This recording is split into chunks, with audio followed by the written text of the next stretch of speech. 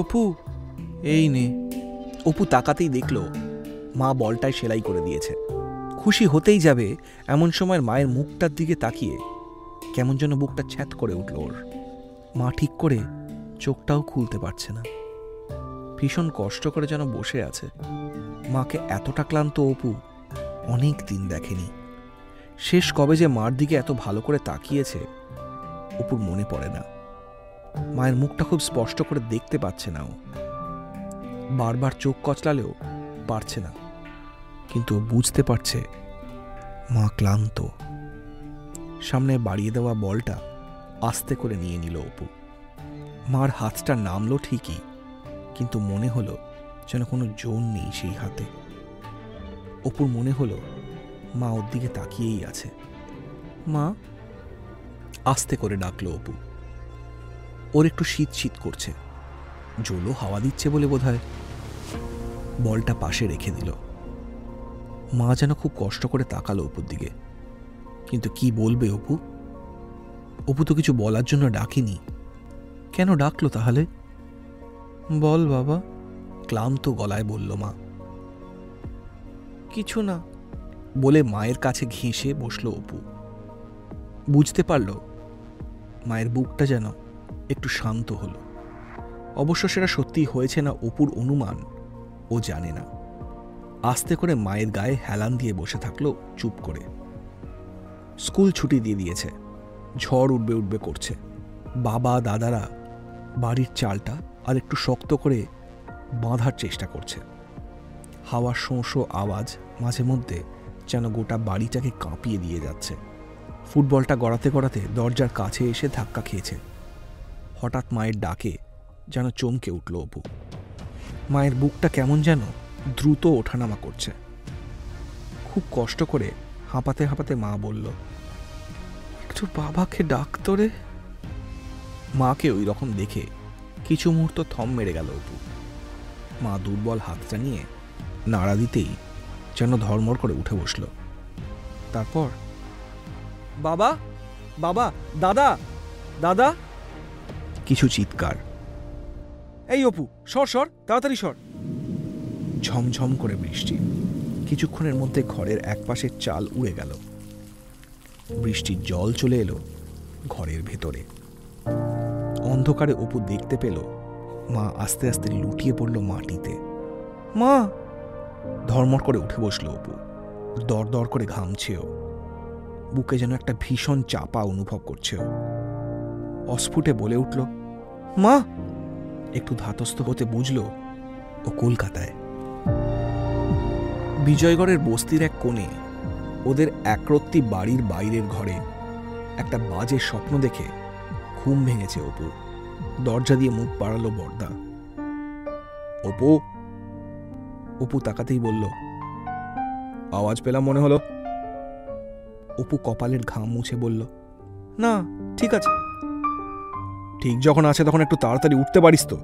অপু ঘড়ির দিকে তাকালো। 7টা।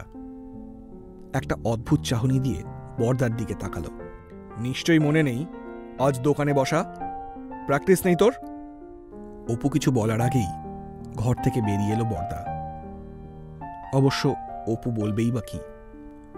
ওই তো মাথার কাছে জলজল করছে কালকের মেডেল। পাগলটা কালকে ওটা পরেই ঘুমিয়েছে।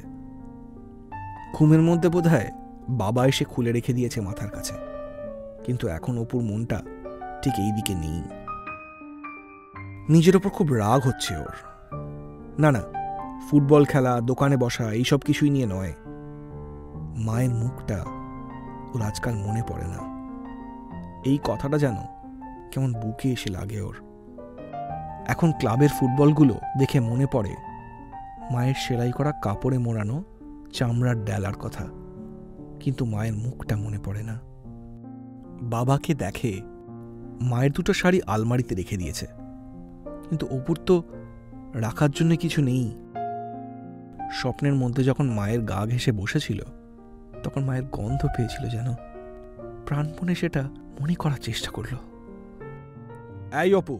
বর্দার ডাকে চমকে উঠল অপু। কতবার ডাকবো রে তোকে? অপু কিছু সাড়া দিল না। আস্তে আস্তে মাদুর গুটিয়ে উঠছে। তুই আসবি না? আমি যাব। আরে আসছি, গলা তুলেই উত্তর দিল অপু। রোজকারই এক নাটক তো, বিবির করে বলল। শুনতে পেয়েছি। বর্দার গলা আসতেই একটু যেন মুহূর্তের জন্য থমকে গেল অপু।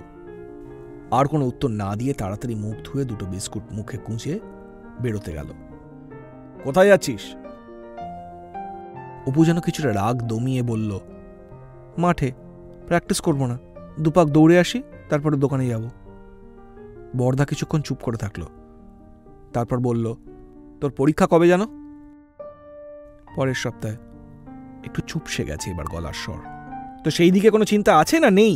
অপু কিছু বলার আগেই বাবা বলে উঠল, আরে ছাড় না, এই তো। বাবা, তুমি সারাক্ষণ ওকে বাঁচানোর চেষ্টা করো না তো? একটু চুপ করে থেকে বলল, কতবার করে কাল বললাম যে যাস না, যাস না, যাস না, দোকানে কেউ বসার নেই, আমার কাজ আছে, সেই চলে গেল। তো মেজদার বসতে কি সমস্যা হচ্ছিল? অপু বলেই বুঝতে পারল যে ঠিক করেনি। বর্দা কিছুক্ষণ ওর দিকে তাকিয়ে বলল, এখনো একটুও লজ্জা আছে? কিভাবে কথা বলছে দেখছো তো? এই! অপু তাকাতেই বর্দা বলল, ভেতরে যা, গিয়ে পড়তে বস। অপু চুপচাপ বাইরের ঘরে গিয়ে আবার মাদুর পেতে বই নিয়ে বসে পড়ল। বর্দা দুবার দরজা দিয়ে মুখ বাড়িয়ে দেখল। ইচ্ছে করেই চোখাচোখি করল না অপু। খাতার মাঝখানে তখন মতিনন্দী স্ট্রাইকার। সবে সোনালী ক্লাবে নতুন করে আবার খেলা শুরু করেছে প্রসূন। প্রবল উত্তেজনার মুহূর্ত। এক মুহূর্তের জন্য রাখতে পারছে না বইটা। একটু আগেই ব্যাকভলি করে গোল করেছে প্রসূন ট্রেনিংয়ে। সবাই স্তম্ভিত হয়ে গেছে সেটা দেখে।